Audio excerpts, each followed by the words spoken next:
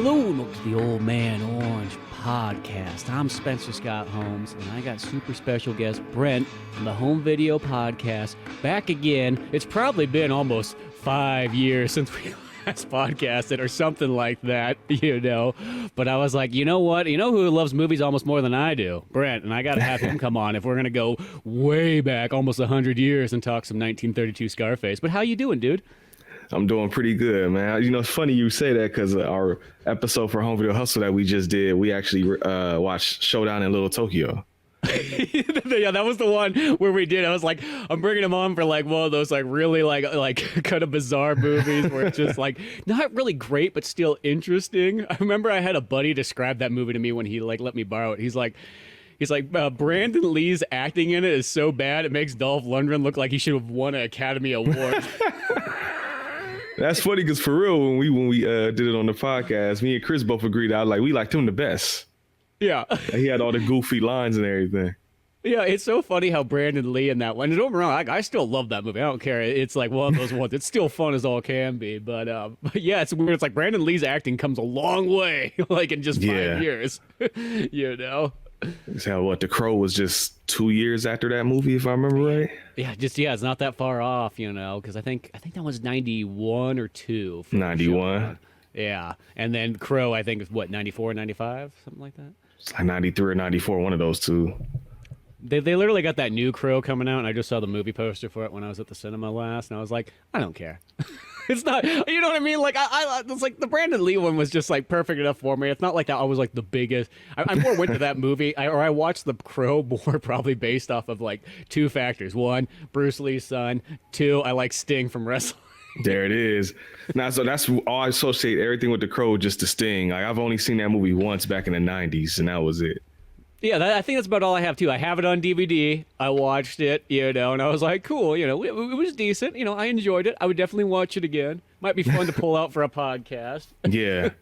I thought about going back to it, but I know the funny thing is I've never really watched the movie but that one time, but there was a PlayStation game based off the sequel.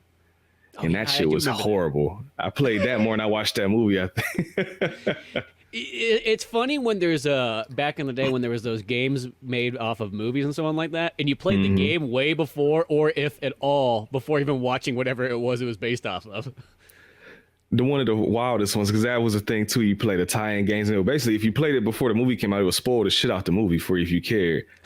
And the 2002 Spider-Man movie, I had the video game, and I played through that shit like every day. So when I went to the movie, and I'm like, oh, I know what's gonna happen now. So it kind of fucks you up a little bit if you play them too early. You know what one I thought was they did a dumb release on was there was a Star Wars Episode 3 game that might have just been called Episode 3. I don't know if it had a subtitle, but it was the one pretty much that it came out like 2 weeks before the movie. And even though they had some spoilers and some not, but it was just like, I was like, why didn't you guys just wait like literally 2 weeks and sell the game the day of the movie? Like, I don't know why you thought 2 weeks before was smart, but you know. Nah, I know exactly what game. I used to love that game too because that was the one where it had like the 2-player co-op. And then if you played to the end of the game, you had to actually fight each other, and whoever won it would change the ending. I loved that game back in the day. Yeah, and it's one of the ones, it was kind of short, but it sounds weird. Those are those kind of games that I appreciate that really short length nowadays because it's like, oh, you can go back and play it real fast. You're not so committed. It's not like one of those ones where it's like, oh, yeah, this was like a 20-plus hour game. I forgot. Like, that game, I think, takes like, you could probably beat it in like 5 hours, if that. Nah, definitely as an older guy that works for a living now. Like, yeah, it ain't a kid no more where you can just sit and play it all day. I was just saying that I love the Yakuza games. Those fucking games, if you do all the side stuff and everything, that would be a whole year probably playing that one game. Yeah, I always look at those Yakuzas. I kind of came to them just a little too late. I'm like, I really wish I would have just picked that game up when it came out on PS2, like right away. Yeah. At that time period in high school or whatever, that would have been perfect. It would have been because I didn't realize how much that game was pretty much a Shenmue, like in a sense, like spiritual successor. Like it's literally Shenmue, but like, yeah, you kind of go back to play them now, and it's just like they're great, but yeah, talk about the time sink, you know. It's over. Yeah, it's one of those ones. So, dude, how's Home Video Hustle going? Like, I'll tune in every once in a while because it always gives me some inspiration, and always like, oh man, he's having a great old time there. Doesn't matter what movie. Sometimes you got video games going on too. You know what I mean? And the thing I always think about too is that, when you've been at the podcast game for a while, you notice that only so many people are sort of left from back in the day. So like, Yep. Just to breach 100 episodes sometimes is a big struggle for a lot of people, and a lot of podcasts that they're going good, and then all of a sudden, they fade off and stuff. But I've always noticed ours are at least those ones that have trucked along the whole time.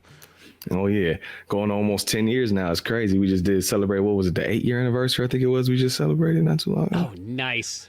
Been a while, since 2017. Man, I tell everybody we did this shit pre-pandemic. I know. It was like podcasts weren't really a thing. Well, because I can always remember ours because we did ours when Dark Knight Rises came out. That was the first episode we ever did. So that's how we know. So by that point, I guess it's almost been 12 years. Yeah. And gosh, I think that the 12-year anniversary would have been, I think, July, because I think that's when that film came out. So just trucking away and everything on that. And then I want to ask you, speaking of Scarface and all that stuff in video games, did you ever play that Scarface game that came out on PS2 and Wii? Oh, yeah. I owned it on the Xbox and PlayStation 2. Actually, on my Xbox Series X, I modded that shit, so I got it right there, too. I play it all the time. I love that fucking game. God, that's one of those ones I always wanted to pick up, and I even wanted to pick up the Wii version because, they made like that Godfather one on the Wii, and it's kind of similar because, like, those games sometimes work so well for those Wii controls where you just get to actually, physically point and shoot everything and whatnot. But it always looked like such a cool game, and I just never got around to playing it. And then I was thinking about it when watching this. Nah, it's pretty cool because it's pretty much like a what if scenario type things. Like, what if he didn't die at the end of the game? And the first level is the ending shootout. And you got to make sure, like, you actually got to turn around and shoot the homie that's creeping up behind you with the shotgun. And if you don't, he will kill your ass. But that's awesome. But then pretty much from that point on, you just got to building everything from the ground up because he loses everything. The mansion's all beat up. You got to use the money to build the mansion back up. You got to get all the connects back. Got to take out all the other people that would.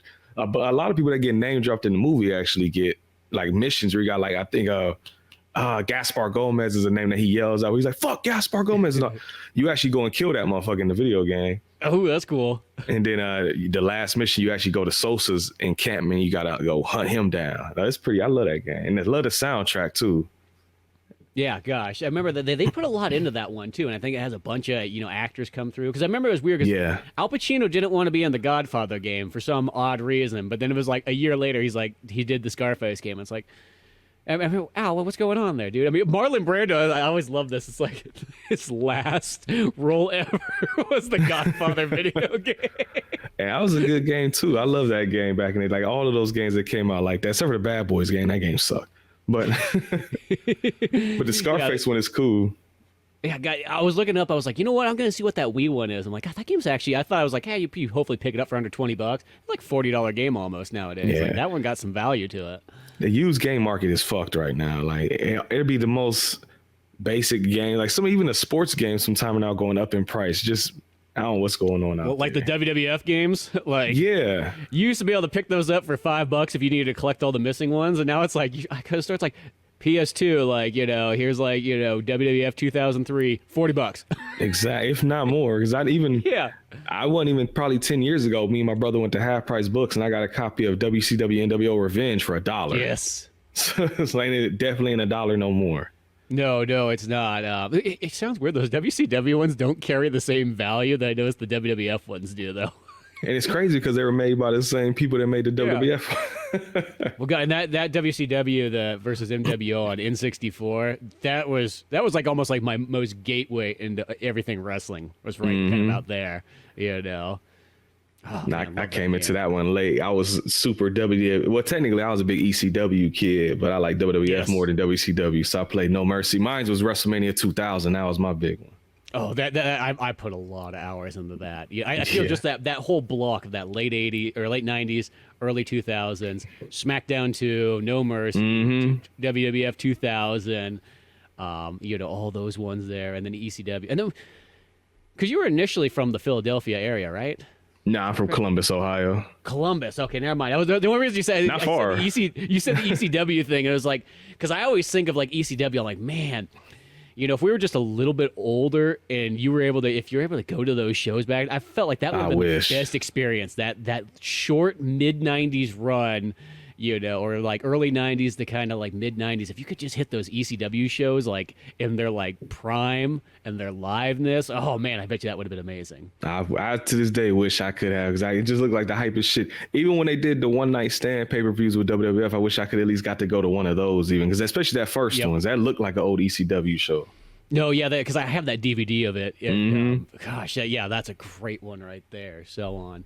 Yeah, it's one of those things I just think about. I'm like, that's probably almost like the pinnacle time of just like wrestling at its fullest.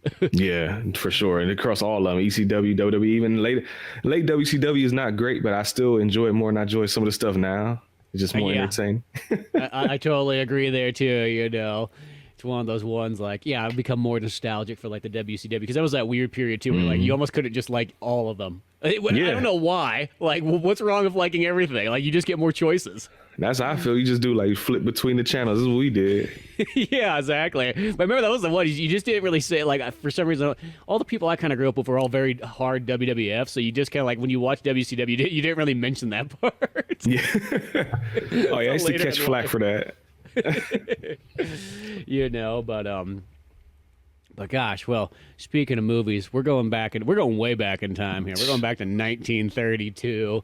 We're going back to the original Scarface that a lot of people don't even know that, Scarface even has it. It's like based off an original version, And so as I said, this is one of those ones I picked it up, like literally I got my copy right here that I found, of course, after I rented it. But that's a problem. That's becoming a problem of having too many movies, is that I've done that before where I either can't find one of my versions, because I've got like multiple racks everywhere, and sometimes it just doesn't get as organized as you wish it could because you just got more than there is space. Or I've done the thing where I bought the same movie twice. I've done that a couple of times where I go to put the movie back in the rack and go, dude, it's sitting right there. I had it the whole time. I just spent another $10 on it. Oh, whatever. It's worse when it's not even like, it's like if you get like, okay, whatever, I bought the Blu-ray version, I upgraded. When you buy the exact same version you already had, you're like, dude, what the hell?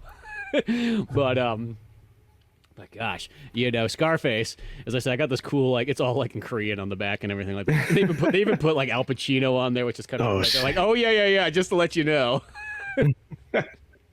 He's not in this one, if that was what you were wondering, but we just want you to. This is tied together. But I see they even tried the black and white color scheme on the front too, like the '80s movie.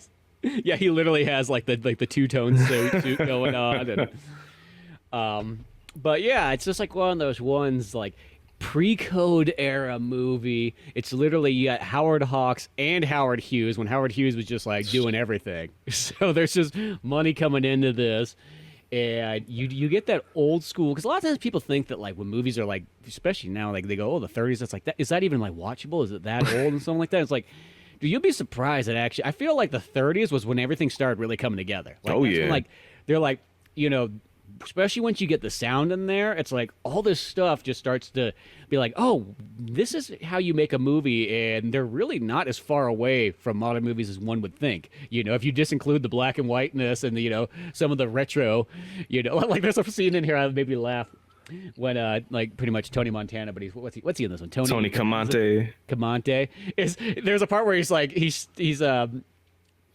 telling the Michelle Pfeiffer character in the past and whatnot, and he's all like, I got this bed, it's got springs in it. Yeah, like, I did laugh at that too. Yeah, here's a brand new invention. Oh, I'm high life right here.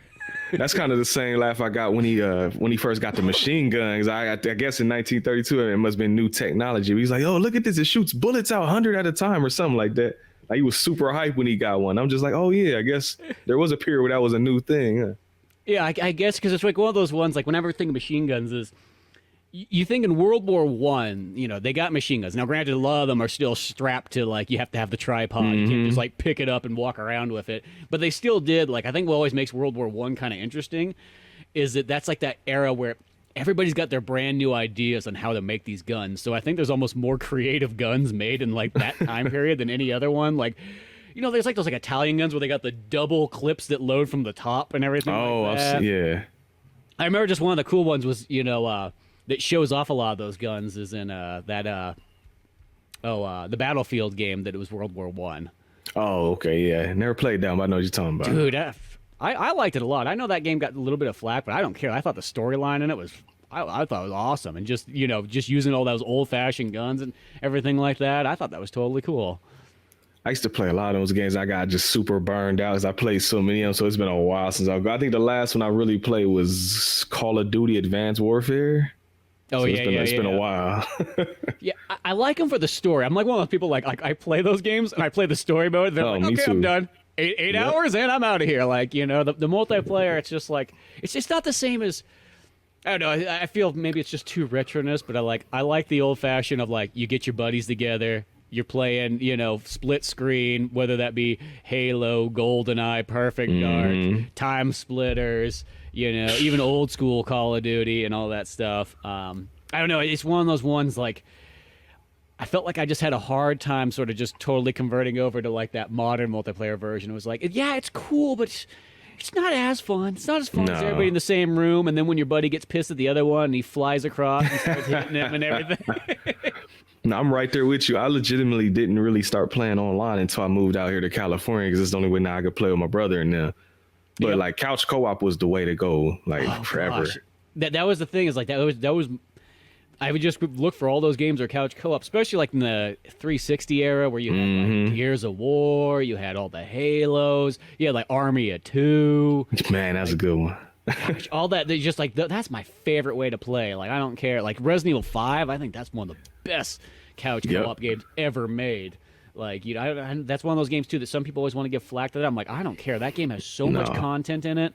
Like, you know what I mean? And like I don't know, so much replayability and that couch co-op in it. Like, God, it's like I love that. I even like Resident Evil 6 a lot. I don't care what anybody says. The only thing that bums me out in that one is they don't have that great upgrade system that 4 and 5 had. Yeah. I just recently played through Resident Evil 6 for the first time since it came out. I had played it on PS3 and never played it again. I just redid it on the PS5. And I don't hate it like everybody else do. It's still not as good as 4 and 5, but I will say really good. I'll say it's one of those games though that it's definitely better though if you do have a buddy to sit down and play it with. That's what I was just about to say. Huge difference, because I used to tell that to people when they're playing games. I'm like, if you can get somebody to play that game with, because it will really change your outlook on it. Like when you play with somebody else, you're like, oh, this is awesome. Yeah. When I played it solo, it was just now like it wasn't as fun, but we didn't finish it, but I did start playing it again with my brother before I moved out here, and it was way better doing it with somebody else. Yeah, and that game's got tons of content. I mean, it's almost like it's long 4 as games fuck. in one. Yeah, that's what I mean. Like I remember, like that gave you a lot. Like games don't give you that much, but yeah, I don't know. It's one of those ones. I just love the living daylights out of that, but yeah, that going back to that. Well, that's kind of in the same era. Scarface, all that good stuff. Mm-hmm.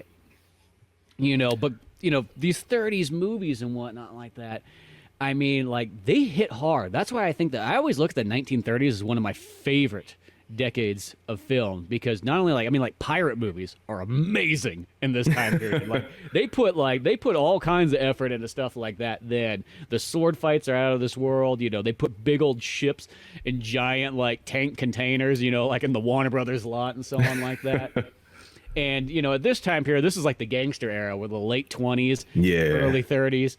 Talkie's just coming to be. It's what kind of makes me laugh in this, too, is you could totally tell, because this movie has almost like no music in it. There's like 3 parts of the movie where there's like music, and they just say like, we don't need music anymore. We can talk now.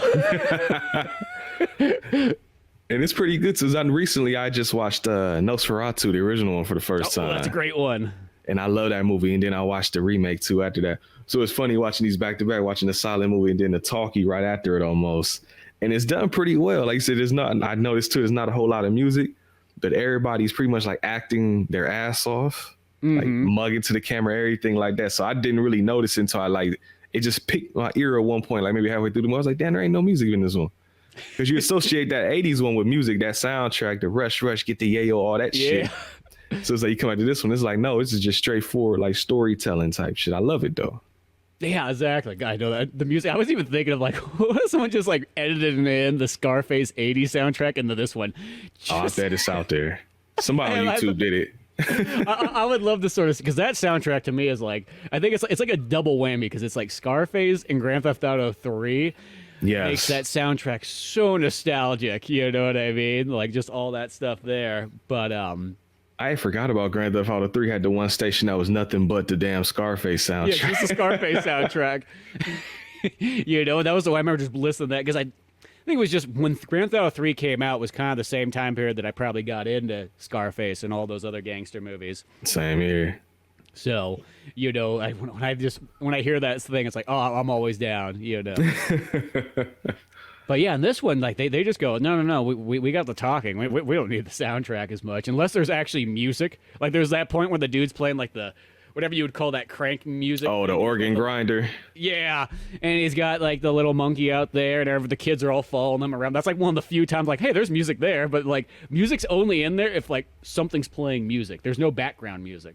I'm trying to remember now too, because now I can't remember when they were in the club. Was there music in the club scenes? There was. Okay. There was because when they had the big band type stuff going on. Yeah. So that's the thing is if there was music being played, but there was no background music, But there's no score. Yeah.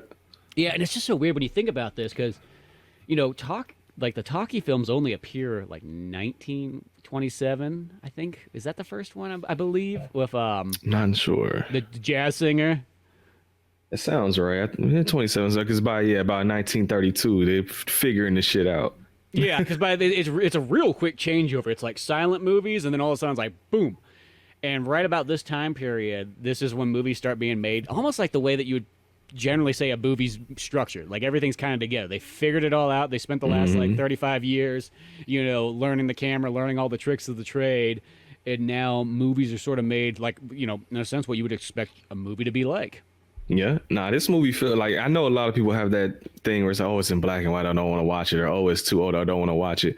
But legitimately, if you're watching this movie, it plays like a more modern type movie. It just happens to be older. That's the only thing. Is even the shootouts, like some of the shootouts, I was surprised. I forgot how grimy they could be where they just doing drive-bys and just blanks firing like crazy right at dudes on the ground. And it's like, shit. Then I forgot how wild this movie got for the 30s. Yeah, there's a lot of death in this movie, And granted, like a lot of the stuff, it's like there's no blood or anything like that, but they still mow people down. They have a lot of those like creative, like artsy deaths too. Mm-hmm. Like there's that part where like they're kind of like taking out all the people he doesn't trust, and there's that one where Boris Karloff's in this movie because he's one of the background characters in a sense, and he's throwing this bowling ball and stuff, and when he throws the bowling ball, the camera focuses on the ball rolling down the whatever you want to call that, the lane, and then he gets shot down, and then boom, it hits the pin. The pin slowly tips over, falls. You hear a couple more shots right then. And I love it. I love that shot too, specifically because I said I'd seen this before, but I didn't remember a whole lot of it. But when he was getting ready to roll down the lane, I was like shooting right when I was like just shooting right when he lets go of it, and then they shot him right when he let go. And I was like, yes. I was hoping was gonna happen. Yeah, and then they even got one of those ones too. There's one of those like shadow assassinations where you see it all from like the dude's shadow and whatnot. So you get those kind of cool like artsy ways to kind of get around it. And I know that was like this movie's one of those big deal ones at the time of being like, the movies are getting way too violent anymore. We got to put together a code. Like this is kind of part of the part where it switches over, and you get that Hays Code in 34, though it still always feels like it takes a moment for that to kind of really kick in. Because a lot of even like the later day 30s movies still carry a good amount of violence, but they do, by the time you hit the 40s, you can tell that's when we got to really like change stuff around and shoot things very like, start making it a little bit more censored. And of course, when you get to the 50s, that's when things, like I always feel like there's not good movies in the 50s. There's a bunch of great movies in there, but that is the one where you'll watch a lot of movies and you go, gosh, these things are so toned down. Yeah. Now, especially like monster movies and gangster movies like this one. That's the 50s is like, oh man. And he really didn't even get picked up till maybe like the later 60s, early 70s. They finally started to let loose a little bit more. Yeah, because once you get to the end of the 60s and you get to that new Hollywood generation where they just say, no, we're going to go as hard as possible. And that's what I feel like, especially when you watch movies in the 70s. Like the 70s to me is the most brutal time. You don't get movies more brutal than the 70s. Like even, yeah. And even if like a movie like may seem like it's more violent, like throughout, let's say like the 2000s or whatnot, it's not the same though. It doesn't carry that same heavy factor. Like one I always kind of use is when you think of The Last House on the Left, the Wes Craven version. Yeah. like that version like has like no sympathy. Those guys are pure evil, pure murderous, and so on. I remember when they did like that remake one, I was like, man, is this one so weak? Because they make it, they give you a reason why the guys are killed. I mean, like, I mean, I probably wouldn't have done that, but I get it. Like, you know, they're not. It's like, you know, it just kind of happened this way, you know. That's kind of the similar argument I've always heard, and I can see their point too about Rob Zombie's Halloween remake, where they give that whole backstory about why Michael Myers went crazy and he started killing people and all that. And it's like, I kind of prefer just the 70s ones, like just we don't care. Yeah, he's well, that's evil. That's why I always feel like in the 70s it was just straight evil. Like it's like, and as time has gone on, even though I do like that Rob Zombie one, I do like it too, but I can see their point. Yeah, but I know people always kind of say that, but. Yeah, well, because there's always that weird, like, I always call it like that film school thing where, like, the villain must be, like, understood and no villain is truly a villain. It's like, no. There's some villains that they are villains and they know they're villains and they're pure evil. And I think that's almost scarier when it's almost like straight evil, no remorse and whatnot, you know, and, yeah, that kind of stuff. But for some reason, everybody's got to write every villain, like, they'll do that too much, like, nowadays, too, where, like, they always try to make them too... Like, too relatable. Like, yeah, too relatable. And there's a time and a place. Like, you know, Magneto's the perfect example of, like, a villain who, like, he's not really a bad guy when you really think about it. He's just doing things, and he just has a different view of how to go about it. You know, some people's eyes, that's not a villain at all. Another way, I guess that's a classic terrorist one. It's like, you know, one person's terrorist is another person's freedom fighter. You know, that kind of viewpoint. But, I know going towards the 70s, how do you feel about, like, Death Wish? Because that's another movie where it's like super nihilistic 70s. Because hell, in that movie, the stuff that happens to his family, technically those guys never even get it. You never see them again. Well, that's the one that was like, Jeff Goldblum gets away with rape? Are you kidding me? Yeah. Never see those characters. Yeah, never comes back. The whole time I was waiting for that. Oh, he's going to get Jeff Goldblum. Oh, he will. Charles Bronson's not going to let this stand, and he never does, you know. I feel kind of bad because I have all the other Death Wishes, and I've never sat down and truly went through the sequels. So I always kind of wondered, like, maybe he gets Jeff Goldblum at some point. Nope. No, he doesn't. I didn't watch 3 though. I will say 3 is it's probably the dumbest one, but 3 is my favorite Death Wish movie. It's just the wildest one. And that's when they start to all become canon movies, right? Yes. I want to say the first one's not canon, and then like it's Paramount, I think. First one. Yeah. But as I said, I have like almost the entire collection. I'm pretty sure. I might not have 5, but I do. It's like so many things in life, you know. You're always like, I'm going to one day watch through all these, and then they sat there for the last 20 years, and you're like, I'll get to them at some point. But I feel bad because I watched so many other Charles Bronson movies, you know. Those are still some of the best. Oh, God, they are. But even, I guess, going back to Scarface and so on like that, you know, you got Tony on this, and he's a perfect example of a guy who, like, really does a lot of bad things. And he is similar to, you know, because this whole movie, when you watch it, like, the beats are quite the same as the Scarface remake, you know. It's just, you switch it out for, instead of, like, cocaine, you know, and Cubans and all that kind of stuff, instead it's Italians and it's, you know, prohibition, alcohol era. But the rest of it's all kind of there. You know, the characters are generally all there. It's funny. In this version, Tony's got this butler guy, or, you know, his secretary, who's kind of like the comic relief of it. But that dude's voice, I'm like, dude, is that the voice that, like, Al Pacino's trying to emulate? When I was watching, I'm like, dude, that guy's got the Tony Montana voice. You know, I thought the same thing, is he has, like, that type of voice, but then Tony Comante, some of the cadences that he says some of the lines in, I was like, he's kind of like a fusion of those two characters, it seems like.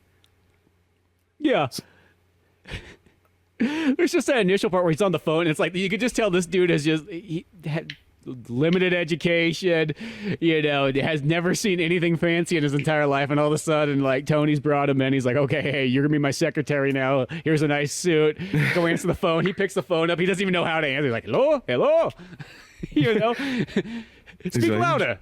Did you write their name down? I don't know how to write, boss. It's like the worst secretary ever. Yeah, it's just like, this guy got the job. This is like, you knew this guy forever, but you could just tell, yeah. Talk about not even a 3rd grade education. Just like, he was just born on the streets, and that was as far as it went, and look at him now. I was trying to see in my mind, thinking to the 80s movie, like, what character is this in the 80s movie? But I don't think this character is in the 80s movie. I was trying to think, there's no real equivalent. No, because I even started, actually, I was like, literally after watching this one, I was like, hey, I'm going to throw on Scarface to, you know, the 80s one, because it's like I was just already in the mood and whatnot. And yeah, I don't think there is, but that guy plays for a pretty good like comic relief without ever like taking away from the movie. It's like it doesn't do too much. No, yeah, he's just done just right, and it's fun. There's even like I love that part where there's like I think it's a shootout that's at like the diner or whatnot. And they're just blowing the living daylights out of this place. Drive-bys going left and right, and he's still trying to be on the phone trying to get stuff. He's like, "Speak louder, speak louder." That was probably the most it ever got into like being overly comedic, but it still worked. It was perfect because he's trying to answer the phone and like the water is like pouring out on his back and everything. And he's trying to block the water and keep the phone in his hand. Like some Three Stooges type shit, but it wasn't too much though. No, it wasn't slapstick. It was just like the guy just took his job seriously, and he was gonna no matter what get that going.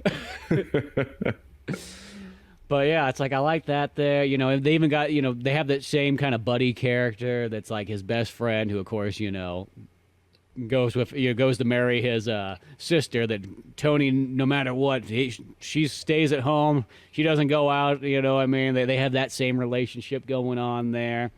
That's just never going to end right. Exactly. Nice. It is crazy how that part played almost exactly like they took that almost verbatim for the 80s movie, except for like how she got. Well, I mean, technically, she still got took out at the end, but just not in the exact same way. But it's crazy. Like had the house, and I swear I know the street name was different, but I thought maybe the numbers, the address were the same. I'm not sure. Oh, it might have been. I swear, as I know, it's like something Citrus Drive in the 80s. On this one, it's something Central Street or something like that. Well, it could be because it's still he has the sign outside his apartment in this one too, like the world is yours, but it's a travel company that he looks at every single time.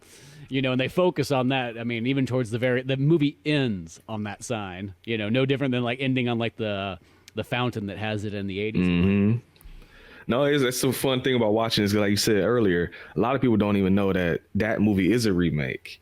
And then so you can really fuck them up and show them this one. It's just like, yo, it's the same movie, just an hour and a half shorter. yeah, it's definitely way shorter. You don't have that Oliver Stone like super extreme screenplay like he always kind of did. But yeah, it's still it captures a lot, and it's just like it's action packed. Once this movie gets rolling, I mean, like there's shootouts left and right, people are dying and everything like that. You know what I mean? It's like because even have you ever seen like the James Cagney movies like Public Enemy? Oh yeah, White Heat, all that. Yeah. Yeah, because those ones they got action in it, but this one definitely like cranks it up way more. Because I remember I was reading something in here that said that like Warner Bros. Like you can make a better gangster picture than we have. We've done it all. Blah blah blah blah. It's all, and then it's like that was like the whole thing. Howard Hughes was like, yeah, right. We're gonna make this way more intense, and they do. There's a lot more action than even like those James Cagney ones and so on. So they really up the ante here. I'll even give maybe a controversial opinion. I like this movie better than the Public Enemy and White Heat. I think this is better. I personally do. It's like, don't get me wrong, like I do like those other ones, but I got like a cool, like I think it was like one of those like TCM like James Cagney collections where it's like the gangster ones in there, and I was like, they're good, but they're not as action packed as this thing is. No, not at all. There's probably like maybe like 5 or 6 action scenes, and when it is, they do focus on it, but this one just it goes hard. Shit. Yeah, people die left and right, and no problems whatsoever. And the police are always out there chasing them. And the police chief's got like the classic, I feel like this is how it's 1930s. He's got the Hitler mustache, which I always like to refer to. It's a Chaplin mustache. That's what it was in those days. Charlie Chaplin was keeping this thing going, and then some other guy came along and ruined it for everybody. Fucked it all up. Another thing too, I always like about it, like I said, with it being pretty much, it's just crazy watching it after the 80s and seeing it tell almost the same story, just so much shorter. Because I've even told people when I tried to get them to watch the newer Scarface, and it's too long or whatever, I don't want to sit through all that. I'm like, well, watch this one. It's the same fucking movie, just shorter, and you just got to do it black and white. Pick your poison. You want a longer movie or you want an older movie? And if you probably look, there might be somebody who might have colored this one at some point because I'm sure, because there was that period where even speaking of wrestling, where what's his name, Ted Turner. Yeah, Ted Turner was doing that was his big thing, was he bought up all those old movies and he colored them for like TV. So it might not be out of the question to find that. And I know some people are kind of mixed on like when they colorize a movie. I actually think it's kind of cool. Like, I'm one of those people who can enjoy both black and white, and I can enjoy when there's a colorized version of it. Like, I remember one that I picked up, and I remember it seemed like it was almost blasphemy to colorize this movie, but I was like, you know what? it just sounds just that interesting. But I have a colored version of Night of the Living Dead. Oh, I've seen that. Kind of cool. Like to me, I felt like it threw in some stuff that I just would not have noticed before, and just like the idea that it was kind of colored, like it was kind of cool. And I was like, you know what? It doesn't take away from the black and white at all. I think it just adds just a cool alternative version you can watch. It's a necessary evil sometimes because unfortunately, I don't hear it as much as I used to years back. But that is a way if you want to get somebody to watch an older movie, you just fuck it. Here's the color version. Or I guess even you can do a Gus Van Sant and do a Psycho remake, which was completely unnecessary. I'd have just preferred to just color Psycho. But that's what's up. I was going to say, but he had a good point, though, because his whole thing of why he wanted to do that, he's like, here's the thing. Psycho is an amazing movie. But there's a lot of people that are not going to watch it because one, it's black and white, and two, it's old. So that's all I'm going to do is do it shot for shot, and piece together just a modern version of it, which makes logical sense because, as I said, there's always those people out there, which, let's say this. This is how you can tell if it's a true friend or not, is if they can watch an older movie or whatnot, Because I've met some people before. I've met girls before that say, like, oh, I don't watch anything before the 2000s. And I was like, get the fuck out of here. What the fuck? Yeah, no. Like, I'm like, dude, what? Are you, like, you know what I mean? It's like one thing, like, black and white, like, I remember I used to have that thing, too. You would, like, show somebody, like, we're going to watch Clerks, and be like, oh, it's too old looking. I'm like, well, from the 90s. Like, the movie was barely, like, 10 years old at that point. But, like, I guess it looked archaic to them. But, I guess we're not watching any Woody Allen movies next then.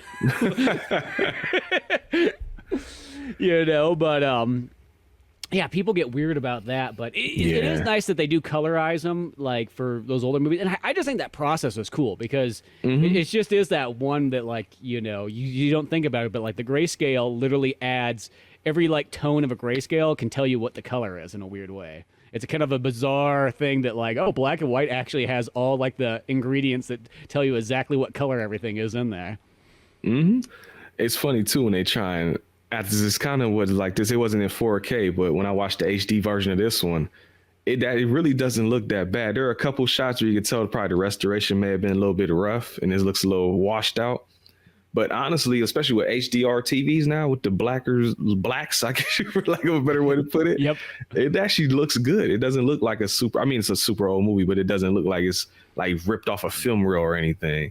So if you can catch one that's restored like that and maybe probably colorized, you probably wouldn't have no issues. But just watch the movie. It's old, sure, but it's got color and it looks fine. Watch it, kid. Yeah, it's like, well, get some education in here. Yeah, exactly. I bet you that HDR with because the high contrast and everything would work perfect for a black and white one. And you were saying that they had a Criterion one that's might be coming out soon. Me and PJ, I've been telling him this since we started the podcast. I don't know how the fuck we do this. But we'll talk about a movie and I'm like, oh yeah, it's never been released. I had to bootleg this. I had to pull out the VHS tape. And then the minute we do it, maybe a week later, oh, a 4K version is coming out. Like this has happened so many times through the podcast history. And that's why I was even laughing here because I know you were saying like, oh, I got to find my copy. It's not really streaming nowhere. And I still have a digital copy from when I bought the 80s one on Blu-ray. And I was like, man, it would be nice if there was a 4K version. And then legitimately the same fucking day we talked, Criterion put out their monthly announcement and said Scarface is coming out on 4K. I'm like, I don't know how I'm doing this shit. It's crazy, man. That happens to me with movies, but that also happens to me with video games too, where I'll go like, you know what, I'm gonna finally sit down and play this game, and then like by the time I'm pretty much about finishing the credits on it, they're like, oh yeah, and 2 months from now we're gonna do a remaster of it with all kinds of bells and whistles and features. You're like, cool. Well, I guess I'm not getting that then. I got kind of screwed over by that just recently because I bought Star Wars Bounty Hunter on the PS5, and then they just announced that they're doing a remastered version of it coming. Like, son of a bitch. Yeah, I've done that before too, where you do the exact same thing. You're like, I think that was even like they had that Battlefront one. I was like, oh, Battlefront, 2, whatever is like $4. Yeah, I'll take that. And then I was like, oh yeah, it's because we're doing a collective version together, which sadly came. Tanked real hard. Like I was like, cool, you can play this with other people. Nobody's on there. The cool one, and I love how they did it. They just recently put out a version of Doom 1 and 2 that are like one games. Yeah, and that version is sweet. I love that version too, but I was kind of salty because I'm like, I done bought Doom 1 and 2 so many times, like, damn, I might have to buy it again. But I noticed that on I think it was the Xbox I got it on, if you own Doom 1 and 2, you can download it for free. It's like a free update type thing. So I was like, thank you. Why can't it always be like this? Well, yeah, I used to make this mistake a few times because of that id Software thing, is that those games would come out, like when the Quake ones, I got all excited. I'm like, oh, Quake? Yeah. Bought it on the Switch. And then I turned my Xbox on. I'm like, yeah, there it is, sitting there on Game Pass for free. Oh, yeah. Yeah, spent the $10 on it. And I've done that a few times where it's like I buy a game on Switch or something like that, and then I turn another system on. It's like, oh, PS Plus or it's right Game there. Pass. Right there. But dude, that Doom one, when that came out, like, even though I bought Doom, I don't know how, since the 32X, I bought Doom many times over and over and over, and I will keep buying it. It's like Sonic the Hedgehog 2. I don't know how many times I've bought that game over. But that Doom one, like, not only do they combine 1 and 2 together, it's got all like those like bonus versions and all the the extra levels, the Masters of Doom, all the extra John Romero ones, and a new one too. Yeah, there's new ones in there. And then like if you look at like they got like the bootleg section that you can flip through, and dude, people have been uploading stuff like there's Chex Quest is in there, which I literally have. I remember, dude, and it plays. I think it's the whole game. Like I played the first couple levels. I'm like, oh, it's a real smooth playing version of Chex Quest. Shit. Dude, because I got Chex Quest like in the box. I remember when I was a kid, there was like Chex Quest. Mom, can I buy this cereal? And then like booted up on the Windows 98. So I still have the original version of that game. That's what's up. And I remember like when you beat the game, it's got like Chex Quest 2 and 3 coming, and I was looking for that for many years, and then I realized it just never did happen. Yeah. I didn't have Chex Quest, but I remember years ago there was in the Crunch Berries, there was like Captain Crunch Crunchling Adventure or some shit. Yeah, I have that disc too somewhere. Yeah, it's somewhere around, but I have it somewhere. 'Cause I remember one day, I remember looking at the disc and it was like, dude, I put it in the car CD player or something. I was like, of course I'm gonna try that shit. And I almost blew my dad's speakers out because it just had the little electronic garbling sound. And I had to hurry up and eject that shit. Good times, man. You know what was a cool thing, though, is when games used to have that where you put the disc in the CD player and you got the tunes from the game. Yes. Like Twisted Metal 3 and 4 had that. Wu-Tang Shaolin style had that. Yes. I love that one.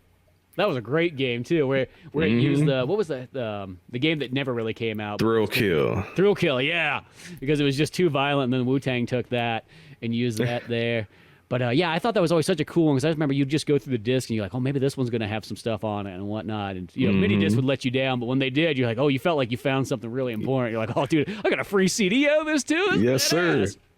I used to put in iTunes and rip the songs off of it. I did that with the Wu-Tang game. I put in there and ripped the actual audio tracks and put them on my iPod back in the day. I used to listen to them all the time. Oh, gosh, yeah. No, that was so cool just to find all that stuff on there. We sound so old right now. I know. Well, back in my day, back when, we used to have the Monster Rancher game and you had to put in random CDs to get your creatures. That was crazy. That actually was. You just sit there all day long finding every random ass CD in the house to see what it turns into. We're putting all of like the old Gangster FC with the Ghetto Boys and Ice Cube in there just see what the fuck would come out. And then you kind of realize you can only like, it just kind of probably picks randomly based off of certain things. It's not like each one you're like, oh man, each CD is going to have its own thing. That's what I thought as a youngin'. Yeah, I did too. Oh man, you just didn't know what you were going to get. But yeah, all those cool little novels. That's why I kind of wonder. They have like that remake of those games. It's like 1 and 2 collection. I'm like, what about the CD part? I know it's probably just got some like, you put a digital version of a CD in, but it's not going to be the same experience. Nah. I kind of wish that they would release the Scarface game. I know it's always, especially with movie rights and music and all that's probably never happen. But if they somehow got that working, I would buy that shit so fast. God, I really want to play that one. I know I have it on like I have one of those like emulator systems because I got they have those like Super Console X things. Yeah. And, dude, that Ken Hank company or whatever, Chinese company that puts that all together. Like I literally have multiple versions because I bought them like as time went on, and I have one like my old one I put in my arcade cabinets. So I bought one of those like arcade 1-up Street Fighter ones, and then I literally modded it so that it pretty much has all the arcade games in it. Definitely cost way more than I thought. I thought it was gonna be, like, oh, this will be easy, and then like a couple $100 of parts later. But you're committed by that point. You're like, I've gone this far. Oh, you gotta finish it. Dude, I bought like the recent one. It was like the Super Console X5 version, and it comes with a 4 terabyte hard drive. So it's got like pretty much all PS2, GameCube, and back. So, damn. I know the Scarface is on there, and they all run It's on it. darn solid. So, but PS2 version is fine too. yeah, I kid you not. I kind of want to play that Wii version if I can go out of my way to find that one, just because I feel like that would add that little extra depth of motion to it. I'm trying to remember if the Wii version was, because I know there's a PSP version that's an entirely different game. Oh, I didn't know that. It's like a what do you call it? Like a strategy game. It's not really action, run around shooting people. You actually just control, and so you can send people out.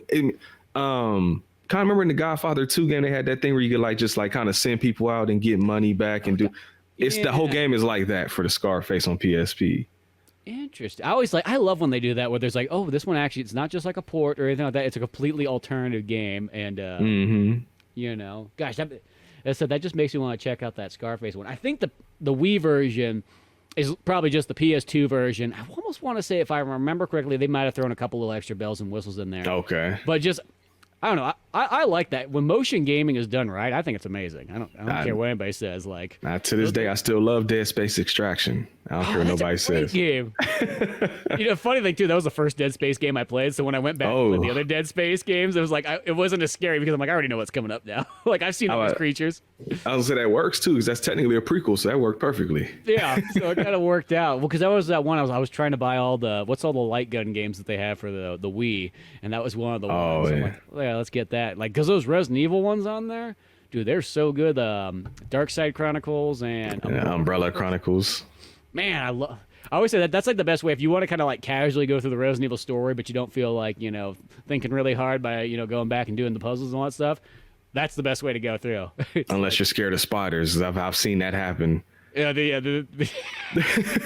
I always love when there's those, I just remember back in the day, like, spend the night as like kids, and then like there's like there'd be like one guy that like is over at the house, and like he's just so afraid. He sees a spider and he's just up against the wall like Spider-Man. Like, yeah, there's spiders. Like, what, you never seen one before? Like, it throws you off the first time. I had a friend, we were playing Umbrella Chronicles, or we were going to, and I think it's actually the first enemy you encounter in the fucking game. It's spiders like on the ceiling, and they jump down toward the screen. That motherfucker legit threw that Wii remote across the room and was like, nope, done. Like, all right, well, fuck it. I always just think of even funny Wiimote stories of just throwing those.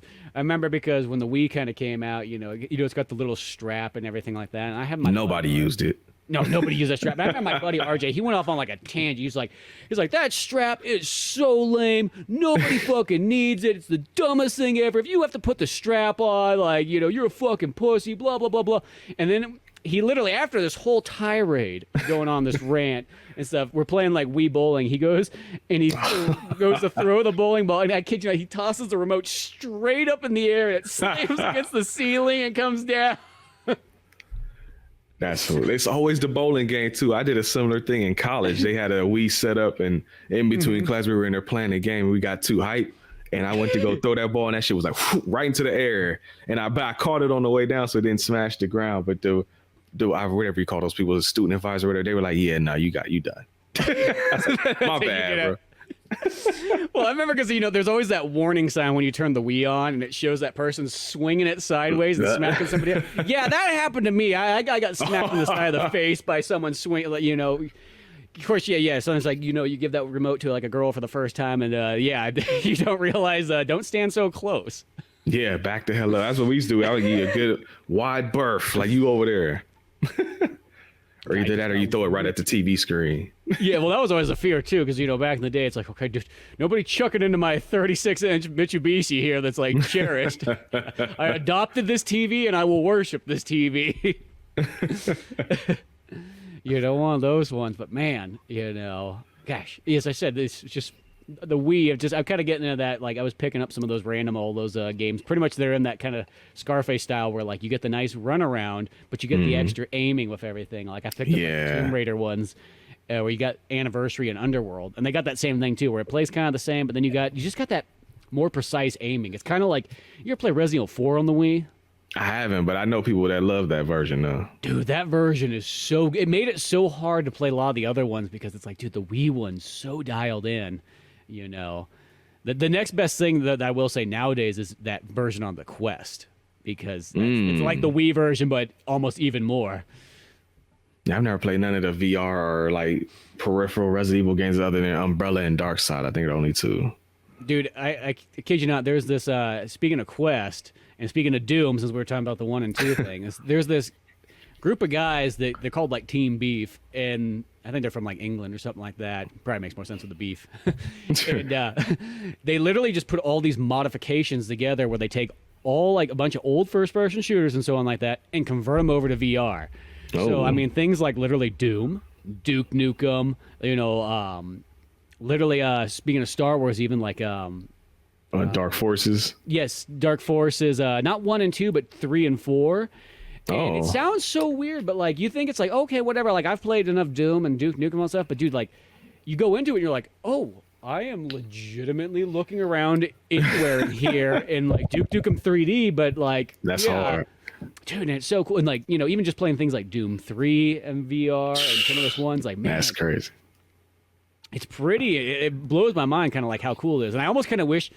I think in VR, the thing that'd be cooler for them to do is like forget making newer games at the moment. Like that's fine and dandy if you do, but like just go back and take a bunch of classic games from like late '90s, early 2000s, and just make more of those in straight up VR. Like that in itself is cool enough. It just gives you such a new experience to like a classic game. Well, if they're gonna do that, and you talking about especially Wii games, they got to do House of the Dead Overkill. That's probably my favorite light gun game ever made. Love that game. That one's so good. And they also had that cool the House of the Dead 1 and 2 collection on there, which is no 2 and 3. 2 and 3. It's always a bummer that like 1 until they just did that remake of it, like because they always said that thing. They're like, oh well, they lost the original code somewhere. I'm like, lost the original code? Like what? Sega just like misplaced it? Like how do you lose the code to House of the Dead, like one of your biggest arcade games ever? You can't like rip it from an old arcade machine or something. Like yeah. I don't. I feel like that always was one of those weird ones because for the longest time you could never really get like a great version of House of the Dead 1, and only on the Saturn. Yeah, Saturn was the only one. It was kind of like an okay version compared to the arcade. There's also a PC version, but I don't think it was any better. I think it was kind of just the Saturn version placed on the PC. But that remake of it actually is kind of decent. The only downfall is that, you're just using a controller. You don't have anything kind of cool. Yeah, I haven't played that one. On the Switch, you got the Joy-Cons, but the Joy-Cons, I hate to sort of say it, they kind of suck compared to like a Wiimote. Like they're just they don't have that accuracy. It's the thing it's missing is the sensor bar. That sensor bar you take for granted, but that's what made the Wiimote really pretty accurate. That's it. Like you said, it was annoying as hell with that long ass cable getting tangled up and everything. But damn it, it works. Yeah, it's one of those ones like you why do I need this? Oh, you need that sensor bar. You do. Because that's like you go to play games, even like the Zelda one on there and so on, like Skyward Sword, and it's just like it's just not the same as the Wiimote. No. Like, it's just not. It looks prettier graphic wise, but like I'll take that Wiimote any day. Exactly. And I almost wish they would have made more for light gun games on the Wii, because the Wii was so set up to have like just port them all, put Lethal Enforcers on there, put those Jurassic Park ones on there. I don't care. No, legit. That's what when I had a Wii, that's almost all I predominantly played was the damn Wiimote games, or I had the little peripheral and everything. I even had a PlayStation Move that I bought for the same thing.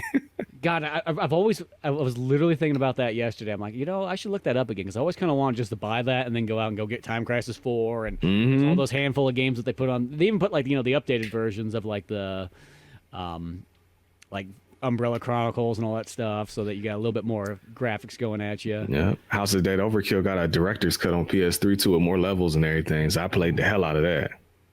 God, yeah, I know. I've always seen that like on Steam too. They have that there. And the cool thing, though, I will say, is they have finally kind of gotten to the point where somebody made those light guns that work on normal TVs. I just saw that. They're not cheap. I keep looking at one. I'm like, I like $200.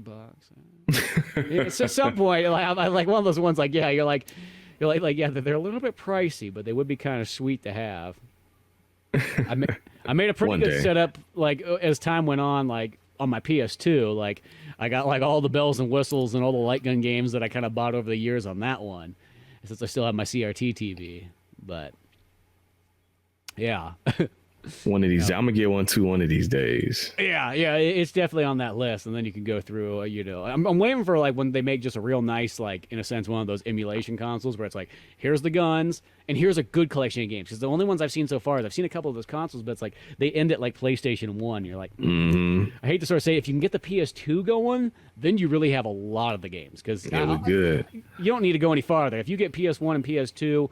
And then maybe even the arcade versions, you're set. You're golden. That's it. You know, you got them. Throw some Dreamcast games in there, boom. But, hell yeah.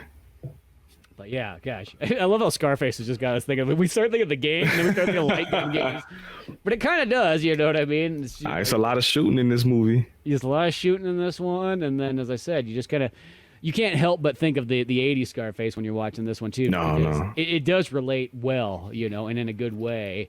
And it's the same movie, man. It's crazy how much is the big gap of like 50 years, and they made the same movie, just expanded on it though. It made it about the cocaine instead of prohibition, and like you said, Oliver Stone extending that shit as far as he did. But it's pretty much the same damn movie. It's just that movie at its bare minimum. Yeah, it's just. Depending on the mood, it might even be better. I don't know. Like if you just want a little short burst of the same story, you can go to this one. Yeah, well, that's the thing. This one, it doesn't drag at all. It Not at all. It's got a good pace and everything like that. Because I know that's always another one that some people always kind of worry about in older movies. They're like, is the pace going to be there? I'm like, well, I mean, there is some of those movies because I always think it's funny things when people go, movies are getting too long nowadays. I'm like, oh, you should go back in time. You should see what people used to do. Even in the silent era, people used to make like 6-hour movies. That was like, oh man, I'm doing my epic. Yep, that was it. They would just put that little intermission in there and give you some breaks. Because I forget what movie I was just watching, but it was like 3.5 hours, an older movie, but it just had like 1 or 2 intermissions. I think even Spartacus did that too, if I remember right. Because Spartacus is like 4.5 hours long, Gone with the Wind's 4+ hours long. It's like that used to be a lot more common to have that. But then again, I think also in those days, it was like you didn't have TV. Yep. You went to the movie theater. You're like, I'm hanging out here all Saturday long. And we're gonna eat here. I'm gonna drink. I'm gonna kick back. I think that was just kind of how it was. It was like, dude, I'm chilling all Saturday. Entertain me. I'm gonna see the newsreels. I'm gonna do it all today. I was just about to say they even got those old TCM DVDs, like the one you're talking about, the James Cagney. Sometimes they'll add like I think it's called like TCM Not at the Movies, where they have newsreel footage, Looney Tunes, cartoon. Ads for like older movies, and then the movie. Like I wish they did that with all the DVDs they put out. I would love to sit and watch all that shit. But because the Warner Brothers does that. I don't know if any other company does it because it's the Warner. I don't think so. And then you can get up the little Leonard Maltin introduction where he tells you about what's going on and stuff. Because I was trying to look it up. I'm like, there's got to be a Leonard Maltin talking about this movie here, and I found like 1 2-minute long clip. I'm like, that's it, 2 minutes of him talking about it. Because the funny thing about Leonard Maltin is this is something that's always stuck in my head. You get those like big fat Leonard Maltin books where he because those things I used to back in the day too. Kind of that was like the tome of like this is how you're gonna find all kinds of random ass shit movies to look for, because you would just look through that. I mean, we used to make fun drinking games out of that Leonard Maltin book and all kinds of stuff where you had to guess his rate. You would read like the review and then you had to guess what like Leonard Maltin gave it. Like that's what's up. My homies over at the Superiority Complex podcast, when they review a movie, they do that just still to this day. They'll be like, oh, what do you think Leonard Maltin gave? And they'll all guess and shit. That's awesome. Because we used to always use that. That was always like, oh, like I want to see what Leonard Maltin thinks about this. And I remember, because this is the thing that always stuck in my mind. There's 3 80s movies that Leonard Maltin gives like, I think like a half star to. And it's weird because it's like 3 movies that I would say are like, in a sense, perfect movies. And one of them is Scarface, which I think is so weird that he did to dislike that. It makes me wonder if, like, sometimes maybe that's how he felt at the moment. Maybe it's changed as time went on. Yeah. 2, Blade Runner is another one that gets that. Yeah, Though you granted, can fuck that off movie, with that. Yeah, that movie. Yeah. And then 3 is Roadhouse. I've never seen Roadhouse. I need to watch that. Never seen Roadhouse? Never. I own a 4K from Vinegar Syndrome right here, but I've just not looked at it. Vinegar Syndrome put out a nice one of that? Ooh, that'd be it's a big box. Look, the big outside box, and it's got the slip cover in the book and all that. I forget what they call those. But yeah, no, it's pretty high. I have to check that out. Dude, I kid you not. If you ever want somebody to watch Roadhouse, if I've done a podcast on it before, but I totally would do it again. It's been a long time. Especially, there's a point where, like, I think you get to in life where, like, you're like, after you've been podcasts for so long, like, I could do a movie again. Like, let's be honest. It's been many a years. We can go back and do the exact, I know we've done this before. We'll do it again. We've done it 3 times on Home Video Hustle. We did Equilibrium twice because for our 5-year anniversary, Equilibrium was our first episode for 5 years. We went back and did it a second time. We did the original Superfly twice, and there's something else. I just can't remember what it is right now.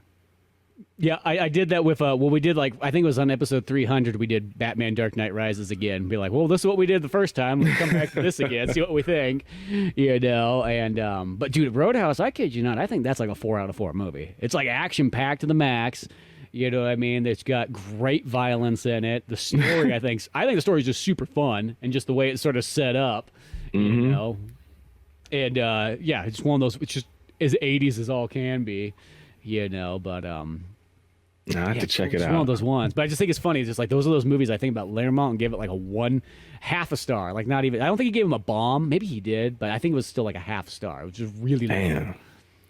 I gotta look up that Blade Runner one and see what he said because that's crazy. Because Blade Runner is my favorite movie like of all time. Period. So I got to see what he said about that. Well, now which version do you like more? Do you like the original Blade Runner or the director's cut? Honestly, I watched the final cut now, but before that came out, it would definitely be the director's cut. I've only looked at the theatrical cut once just to see what it was. Well, twice because I watched it on TV. Sorry. Yeah, I kind of like that original version. I know a lot of people don't like they always kind of complain about like the narration, noir narration. I actually kind of like the noir narration. I'm kind of weird about that. Like I'm like, that doesn't bother me. I guess because it reminds me like a Batman story. Yeah, I love the narration just for the fact that I know it was done that way on purpose because I think Harrison Ford said, and I think really Scott even was like, oh, we don't want to do this, so just say it bad, and they'll probably take it out, and then they didn't take it out. It's like, well, fuck, we stuck with this shit now. No, that's a great movie. I haven't got like, well, I guess you can't see it from here, but like if you go farther back, I have the laser disc on my wall of that one. Oh, that's what's up. I always wanted I know when they first put it out on Blu-ray, they had like the suitcase that had like all the different versions of the movie inside. I've always wanted to get that, but I could never find it nowhere. Oh, sweet. I got the special edition DVD version where it's got the 4 disc where it's like theatrical, international, original director's cut, print, and then final cut. Yeah. And that's my favorite thing is like, I love like, whenever there's any kind of movies out there where you can get any alternative version, director's cut version, extended one, like that's one of my favorite things. I don't even care. You can put 1 more minute in a movie that I really love, and I want to see what that 1 more minute is. Same here. Anytime we do a movie, I've always watched the extended cut or director's cut every time. Oh yeah, 100%. And then I will say though, there's sometimes kind of fun things where, if you watch. It's like, I'll use, for example, Terminator 2. Once that extended version came out, for years, I never watched that theatrical version. Never did. I just thought, like, why watch that? I should just watch the extended one. And then I remember it was when they put it back in theaters again for maybe 25th anniversary or whatever it was. And I went out with the Arnold fans, dude.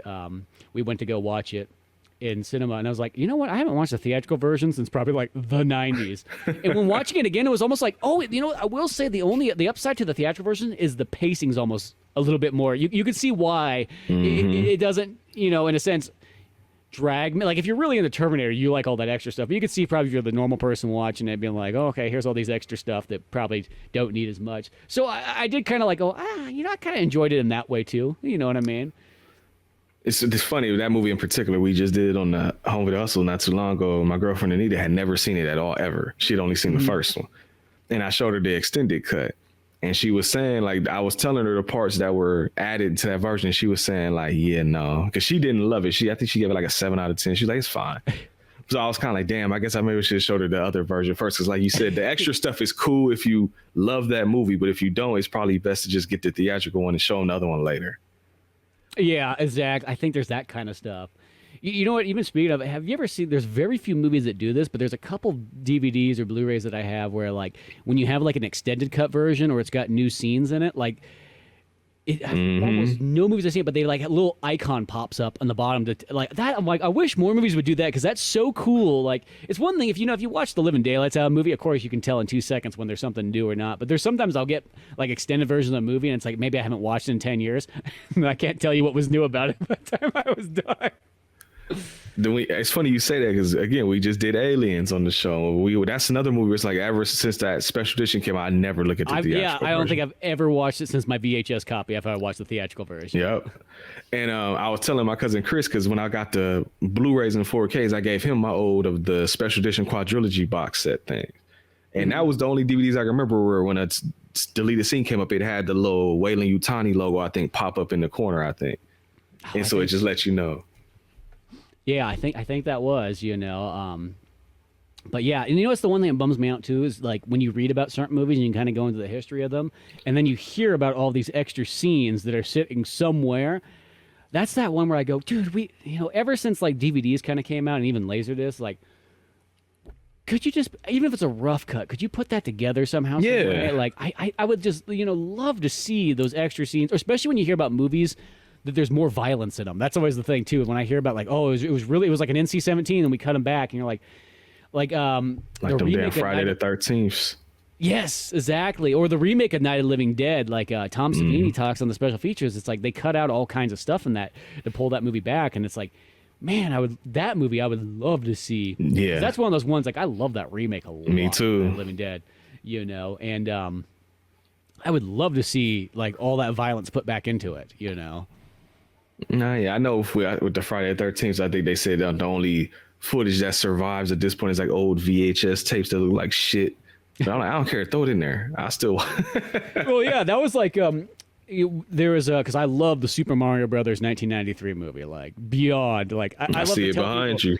Yeah, I got it back there. I literally tell people like, that's like my top 5 favorite movies, and I'm not being funny or weird or ironic. It's like I legitimately, it hit perfectly when I was growing up. I love Mario and I love Cyberpunk and all that stuff, and it just fused it all together. And I remember there was this dude that put together, he took every extra clip that you could possibly find out there, whether it came from a trailer, a VHS, yada, yada, yada. And it extended the movie by about 25 minutes. Oh, shit. And so I remember when it did, I downloaded that in seconds. I'm like, this is going to be pulled down. And lo and behold, it was. So I have a copy of it digitally. And I just think it's one of those ones, to me, it's special. Unless you like that movie a whole lot, you're like, no one's going to want to watch where you watch the movie and all of a sudden there's these random ass scenes. But it's like, hey, there's more Dennis Hopper in there. There's a little bit more like extended stuff that's kind of interesting, and just those little extra tidbits. I don't care. It's just cool to have. Exactly. Now I'm the same way. Like I remember, and it's funny, I think it has been released now, but The Lawnmower Man had a director's cut for a long time and I couldn't get it nowhere. I ended up buying a bootleg DVD off some random ass website, the same website I bought Roller Gator from, I think. And I was hyped watching that because I actually do really like The Lawnmower Man. Again, like you, I don't care. I love that movie. That's an amazing movie. Thank you. See, and I even like the Super Nintendo video game too. But, you know what always makes me laugh in that movie is that main character, the Lawnmower Man. To me, he looks like Trey Parker from South Park. He fucking does. Now that you said that, damn. I'm gonna see that now every time I watch that movie from this point. But yeah, no, I love that because that was the only way to get that for a long time, and then they finally did. I think. Oh no, I'm sorry. I think it was on VHS. I think VHS was the only way to get it for a long time. And they finally, Shout Factory, when they did it, the Blu-ray, they put that version on there. So now you can I even got a digital copy of that version now. I want to say my old DVD I have of Lawnmower Man, I want to say it is a director's cut one. I could be making it up because it's been a while since I've looked at it, but I want to say it is, and that would be a 2000s version somewhere along the line. Oh, I see. Mine's only had that one, then that sucks. I could be making that up. I'm not too sure, but I want to say it is. Yeah, that's a great movie. I haven't watched that in a long time. I'd love to pull that back out again. It's a good one, man. Speaking of alternative, did you see? I looked this up on YouTube. I found that there's an alternative ending to Scarface, 1932. Bring that all back around. Yes, I've actually. I think it's on that DVD I got. I didn't watch it this time, but yeah, I've seen it. Because apparently, I think it was that one, like in the 30s. Like, it's funny. They said they showed it to a bunch of police officers and so on like that. They're like, "Hey, you guys, is this too violent?" And they're like, not a problem. I don't know what everybody's complaining about. And then it's like they showed it to like the film board or whatever. I'm like, it's terrible. This is gonna make the youth go out and do all kinds of crazy stuff, and people are gonna be shooting each other in the streets. And and so they're like, because then they did that thing where like they changed. They're like, for some places they're like, okay, you got to change the title of this movie, "The Shame of a Nation." You know, and then they're like, at the very end, no, he doesn't just run out and get shot. No, he's got to go to trial, and he's got to be like judge, juried, and executed, like, so people know that you can't do this. It was funny too because, like when I first saw this when I was younger, of course, after seeing the Al Pacino one for so long, I was like, oh man, he went out like a punk at the end when I was younger. I'm like, he just went down there crying like, oh please take me in, and then like then he got shot. And then I saw that version. I'm like, oh no, fuck that. Alternate ending is even worse. Yeah, it's like goes to jail, then he gets like hung, and it's like they really drag it out. It's like 5 minutes of like that like ending. It's like, oh, it's like, yeah, we want to drill this into you. You know, we don't want you to go out there and, you know, sell alcohol and shoot up the neighborhood. Which you shouldn't, but at the same time for the movie, we don't want to see that shit. It's just like there's that one scene that's still in the movie where it's like that whole soliloquy or whatever from that newspaper guy where he's talking about, we need to get together, we are the government, we need to put this on the headlines of the newspaper. That scene feels like it really comes out of fucking nowhere in the movie. Yeah, they really have, there's a couple points where like we gotta drive this, you know, home in there, because there's that stuff that's like, it kind of like, if you're not paying enough attention, it's like they do it kind of like almost like in the background, like somebody will just do it by passing, they'll say it or something like that. But they talk about that, like, you know, like I feel like if this was in a modern movie, you would actually have a hard scene where this would happen. But like they talk about like in one of those drive-bys and so on like that, they shoot a bunch of kids that are out there by like the fire hydrant or whatever like that. But it's just kind of, it's said in passing. But like, you know that would have been, if that was in like a newer movie or even just 70s, 80s, especially 70s, they would have showed that scene and it would have been dark, and they would have really made you reflect on that. Yeah, and that was the thing. That's why that scene felt like it came out of nowhere, because it's like you picking up on the stuff in the background, then dude just has to come in, I guess, for the people in the back. You got to just hammer this message into your head, and that ending would have been even more. So it's like, we got it, man. Like, it's almost like, I'm gonna take it off topic slightly again, I'm sorry, but Double Indemnity has an alternate ending. Because, you know, Double Indemnity, where it ends, you know, he's sitting there with Edward G. Robinson, and you know what's about to happen. Mm-hmm. But there's an extended ending of that where it actually shows him go, like, this movie goes through that process, and then the movie ends with him in the gas chamber getting gassed up. And it's like, you actually show him with the Fred McMurray's in the chair, and the smoke is covering him, and they just, I can't remember if you hear him choking or not, but he's dead. But it's cool, but it's sometimes like unnecessary, because it's like when he walks out the room with Edward G. Robinson, we know what the fuck about to happen. Just in the movie right there. So it was this weird thing with some of those movies, because I think that was 1940 something. I can't remember the exact year. I want to say 7, but I don't think that's right. But they just, you know, we got to show the bad guy get his comeuppance. We show them that they can't get away with this shit. And it's like, we got it though. We really didn't need to. We don't need that extra shit. Yeah, they always want to let you know. Well, it's like, I know in like China for the longest time, probably still to this day or close to it, they had that thing that if you kind of committed like some crimes in a movie, you couldn't get away with it at the end of the movie. Yeah, that's like the whole reason why in Fist of Fury or Chinese Connection, whatever title you want to go by on that, why he has to get shot at the end, or you know, because there has to be like justice has to be done no matter what. So that's why it has that ending like that in there. That is always one of the go-to ones I think of too, because that's another weird ending where it's like, oh damn, you just killed him. I mean, they freeze frame it so you don't see it, but it's like, damn, after all that shit. See, you could have one of those Scarface video games where there's a Chinese Connection game where like, oh no, he takes all those guys down right there. I would play out of that. They had that Bruce Lee game on the Xbox I played a lot back in the day. It wasn't very good though, but it was all right. I got that one on Xbox. I liked it enough. It was one of those ones. I was just excited to have a Bruce Lee game that I kind of like. That's I know people didn't like there was that control scheme that it only existed for like a moment, where the right joystick was pretty much like your attack, and they did it with that Star Wars Obi-Wan game. Yeah, both of those games. I actually liked both of those games, but I remember they were like, that control scheme's stupid. I'm like, I thought that was kind of cool. Actually, I love the Obi-Wan game. I mean, even the Bruce Lee game, I like it. I don't love it. The Obi-Wan game, I played the shit out of. Actually, when it comes to the Bruce Lee ones, there was a Game Boy Advance Bruce Lee game. I like that one more. It was just kind of like a side scroller. Oh, that's kind of cool. I gotta look for that one. I remember that, you know, of course you have the Dragon, the Bruce Lee story. Oh boy, yeah, I forgot about that. that movie, it's so funny because I watched that movie again just because I was in like a Bruce Lee. I'm always in a Bruce Lee kind of mood, but like I was watching that one again. And that movie was like, I just went through like a Bruce Lee, like a real in-depth biography and whatnot like that. Just, you know, and then it's funny how that movie is almost like it's so off like so many ways. I mean, I guess like if you took it from like the general, just like very, very broad Bruce Lee-ness. Yeah, it captures the most broad aspects of it. But like so many of those things, it's just even stuff like they have him in San Francisco. He was never in San Francisco. He was in Seattle's Chinatown. That's where that was. Like, you know what I mean? Like stuff like that. Or the one that's always my favorite is like, you know, he breaks his back by doing good mornings is how he does it. You know, by doing 135 pounds on his back. Mm-hmm. But in that one, no, he's in an underground fighting thing, and you know, some guy kicks him in the back, and that's how that back was broken. Gotta make it entertaining for the movies.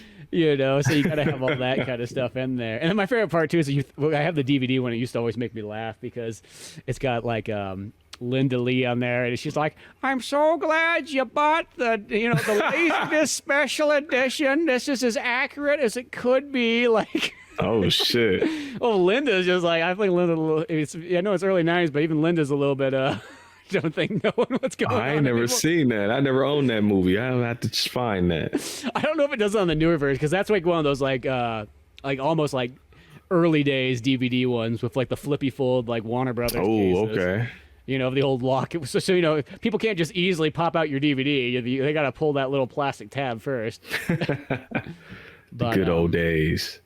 But yeah, nothing but good stuff there. Well, Scarface, 1932. It's one of those movies. If you've never seen it before, and I know there's a lot of folks out there that haven't, you should really go out of your way to check it out. Especially if you love that Al Pacino one, you owe it to yourself to check this thing out. You gotta watch at least once. Oh God, and I will say those early '30s gangster flicks is a cool. It's one of those ones. It's like it's a cool time. It's kind of like watching like westerns in like the 50s and 60s. It's like watching pirate movies in the 30s and 40s. There's just some time periods where like I feel like everybody was all in on them. Like I mean they dialed them in and whatnot like that. Like God, there's so many great like here's a movie. Have you ever seen? I know we're getting kind of distracted there, but oh no. This movie, I always tell people about it, and like nobody's ever watched it, so I never have anybody to talk to it about. But there was a movie called The Petrified Forest with Humphrey Bogart. I own it. I got the Blu-ray somewhere. If you have one of those TCM like multiple movie packs, it came on that, and that's where I watched it. And that's kind of like this is the best way to it's like that Tarantino movie shit, the one where they're stuck in the house and Hateful Eight. Hateful Eight. It's totally like a proto Hateful Eight. That's what it kind of reminds me of. Dude, that movie is so good. And Humphrey Bogart shoots scenery like nobody's business in there and whatnot like that. Like if you get a chance and you want a good podcast one, do that movie. If you can find someone who wants to watch an old movie with you, because, dude, I thought that thing was amazing. Oh, and I remember really liking that movie. Yeah, dude, like that was just old school, like gangster, like, Humphrey Bogart takes over that diner and whatnot, and it all takes place in one building and whatnot, and you got this mixed match of characters in there, like, dude, I thought, that's the thing is, I think those gangster movies of like that late 20s to like 40s are just, there's some cool stuff in there, and then you fade into the noir section, which is kind of cool in itself. Oh, yeah. No, when it comes to that older, like 1930s, 40s, hell, even 20s, like noir and gangster movies, I fucking love almost all of those. There's not any that I'm like, oh, this sucks. Even the lesser ones got something enjoyable you can find in there. You just have. I feel like you have cool special effects of old schools. They blow stuff up. Even you get cool Model A car chases and everything like that. Stuff you just normally never gonna see. And I feel like it just delivers. And then it's just cool just to see like the comparison of Scarface with the old one. And go, oh yeah, it is. The characters are there. I mean, like a lot of the stuff is more similar than one would think. It's funny because it's based off a book, and I think the book is kind of still different. Same characters, but I'm pretty sure. I'm trying to. Now that you said that, I swear I could be wrong, but I'm about 90% sure I'm right. The fucking video game. Scarface video game is also based off a book that came out. I guess somebody wrote a book like, oh, what happened if it didn't end the way it did? I swear I remember hearing that there's a book about that. So they might both be based off. You never know, because there's also that time period, especially like I would say like in the 80s, like something that people always kind of forget about was like, for when movies used to take a sweet time to come on out, like between cinema, the home video, and so on like that, and television. Is that there would be all those like in between, things that you can kind of get. So you get the novelization, or they even have sequels, or they have the comic book tie-ins. And God, all that stuff is kind of cool. And like sometimes people go like, well, why would I want the same book? I already have the movie. I'm like, yeah, but you don't get it. Like there was that period where for a whole year, that might be the only thing you could, if you wanted to go rewatch the movie again, you had to go read it. That's it. You didn't, it was out of the cinemas and you're waiting for it to come on video. Or, some people would always talk too, like, oh, I couldn't go see the movie because it was rated R, but I could go buy the book. There you go. It's weird how that works. Yeah, well, that's always the thing that always makes me laugh about books, especially back in the day, was that, most books are actually like hard rated R. And like, thing where people are like, oh, don't go see that movie, it's rated R, it's like that. But if a kid goes to grab a book, be like, oh, it's okay, he's reading. Exactly. Reading. You know what I mean? It doesn't matter, because like you pick up Jurassic Park. Like Jurassic Park's a full-on rated R like story of the book version. It's got way more violence, it's got tons of language in it and all kinds of stuff. But yeah, it's just like nobody questions if you're reading. No, that was me when I was a kid. I used to always get like novelizations and like books that were or movies that were based on books, that type of shit. So I remember even to this day I read it from the library. There's a novelization on the 1995 Mortal Kombat movie. I have that book. I love that book when I was I did a book report on that as a kid. I never did the report, but I remember reading it, and I had I'm gonna say coworker, a classmate that was looked at. He was like, "What the fuck? Were you reading a Mortal Kombat book?" He's like, "Why don't you just go watch the movie?" And legitimately, I tell you, like a lot of times with the books, because sometimes the shooting script stuff will get edited out or deleted scenes and stuff like that. The book will have all that shit. So sometimes you get more of the actual story if you care about that, if you read that book. I remember there even being Friday the 13th novelizations I've read where there's like extra scenes where I'm like, oh, I don't remember that in the movie. It's like, oh, because it got cut or they just never filmed that part. So they kind of cool in that way. Yeah, it's almost like you get the extended cuts or you get the extra screenplay versions and so on like that. So there is a lot of, there is those things to be taken from there that you don't think about, It's even like we were mentioning Resident Evil before. Have you ever read the Resident Evil books? The SD Perry ones? Yep. Those ones are so good. I haven't read them all. I think I've read the first two. That's it, though. Yeah, they're all super good. But just it's that thing. It just adds that much more detail to all the stuff in there. I just remember even like small stuff. I was like, when like you go in the room with the paintings and there's like the crows up there, and it mentions it. It's like what happens is when you do it wrong, it sends like a electrical circuit through like the crow's feet, and that's why they get all pissed off and come and attack you. See, that's what's I don't even remember that. That's cool though. I also remember the other thing I thought was really cool. I remember SD Perry followed me on Twitter back in the day. I don't know if that's still true, but I was like, I'm like, I just love those Resident Evil books so much, and I was so excited. I think SD Perry did a more Metal Gear Solid novelization too. I remember reading back in the day. I think that was SD Perry. I have to look that up. I found she did a Tomb Raider one that I didn't know about, and I just like, I have to buy that. Didn't know about that. I was on a weird, like, I'm going to collect all the extra Tomb Raider things I don't have, just because. Sometimes I'll do that. Like, I feel like I always need to collect something, but I want to collect something that's not that expensive. Yeah, real shit. So it's like, like, Tomb Raider ones. I think I can complete my entire collection of that without spending a whole lot of money. Okay, cool. Let's try that. But, well, Brent, thanks so much for joining me and talking about Scarface. This is something that I've always had sitting there in the stack. I'm like, you know what? One of these days, I want a podcast on this. And as I said, once Ryan, he just had a kid not too long ago, so he's pretty much once congrats. Blue Moon. Yeah, congrats for that. But it's going to make him busy and all that kind of stuff because that's the thing is it makes it it's tough to get everything done in the day if you want. But so he'll come on here and there. But till then, I was just like, I'm just going to kind of, I always want to do some old movies, and that's why I called it the Old Man Orange Vintage Cinema Review. And I'm like, I'm going to pull out some of these ones here, and Scarface was one of them. And I was like, you know what? Who loves movies? Because that's the one thing I started thinking about, too. Is like, guys, even when you start collecting people, like, okay, people I know that like movies, but how many people do I know like really old movies? And that was like, you know what? Brent loves movies, just as much as I do, if not even more. That's what I always say. So I'm like, hey, he'll come and join me because that's what I kind of thought about. I'm like, you can't just ask anybody to come on and watch like, 70s is one thing, but like sometimes when you start going 60s and back, I'm like, they got to kind of be into it. Like it's not saying that I don't think people can enjoy it. I think if you sat people down with certain movies,